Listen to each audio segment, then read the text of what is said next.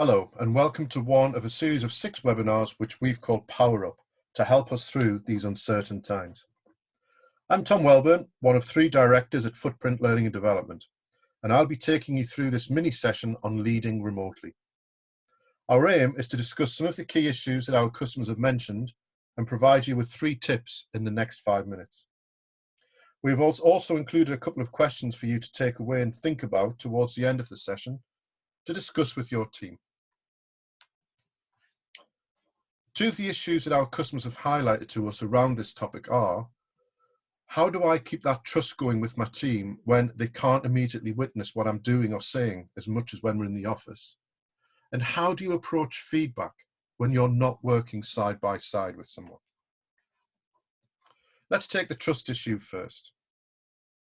Firstly, it's about focusing on outputs as opposed to inputs.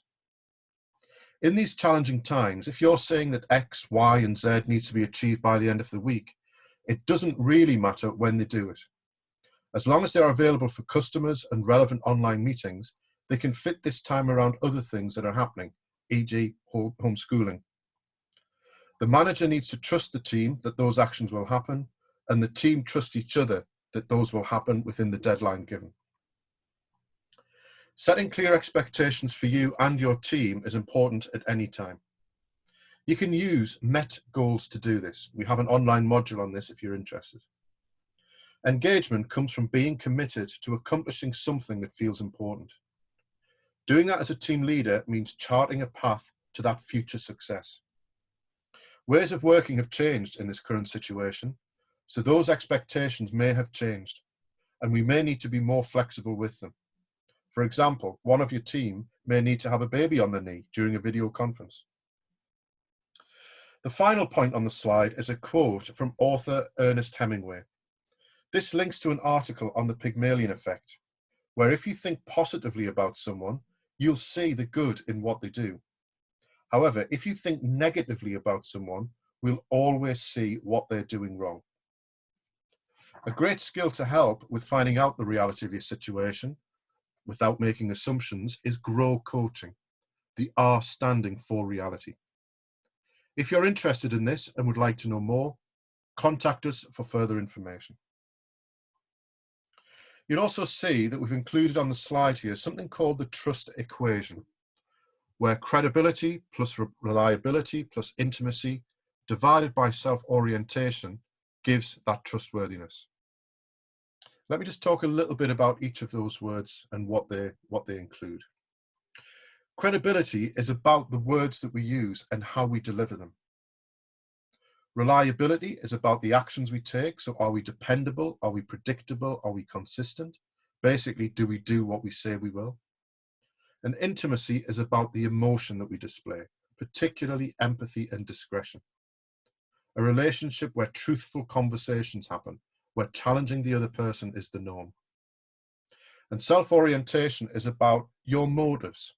What are your motives and where is your attention? For example, let's just go back to a team member having that baby on their lap. If a manager says this is okay to do, but then rolls their eyes when the baby makes a noise, this could link to their lack of intimacy, their discretion. Their self-orientation is possibly on what they want to say and not what's important for others. In summary, the top half of the equation needs to be positive and the bottom half needs to be as small as possible. Let's take the other issue we mentioned about feedback. If you haven't seen it before, we use our own structure for giving feedback, 3R, reflect, replay, and recommend. If you use an alternative, remember the key principles of getting the other person involved, using factual evidence, and having a clear way forward at the end of the conversation. During this period, we can still gather facts to replay to our team member.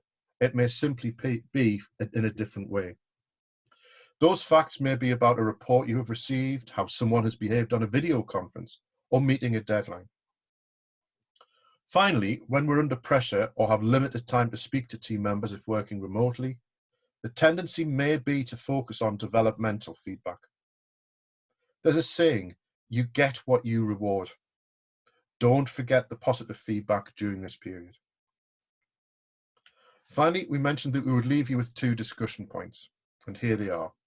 First of all, what makes a good leader? And secondly, how do we replicate this when working at home? So, thanks very much for listening to this Power Up session. We have other sessions available, which you can see on the screen there, and it would be great if we could see you on one of those as well. So thanks very much, and hopefully see you next time.